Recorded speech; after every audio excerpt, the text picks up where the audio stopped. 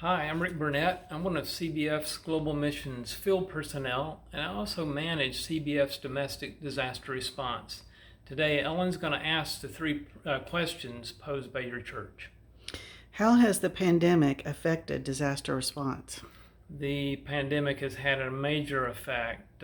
Since March, we had to either shut down certain places where we were working previously, especially where plane travel is necessary, such as the Bahamas and Puerto Rico. We have picked up a little bit with regards to response where people might travel more safely. We also have developed a protocol for response during the time of COVID. How do you see God working in disaster response? God works in many ways, but one key way is by our presence.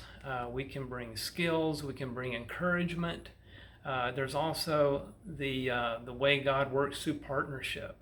A few months ago, we might not have imagined the new partnership that we have with our National Baptist partners in Lake Charles, Louisiana. How could additional funding help disaster response?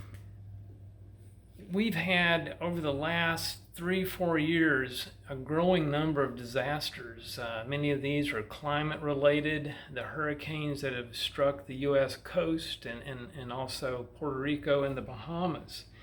And in order to respond, we need the funds to be able to maintain and replace equipment and shower trailers. We need to be able to hire local response contractors. These are the people who serve locally to handle the logistics of recovery and volunteers. And we also need from time to time to be able to buy construction materials, such as in the Bahamas, where locally there was simply no supply line. And we had to be able to cover the transport of these things. It takes money to host trainings for our disaster response team.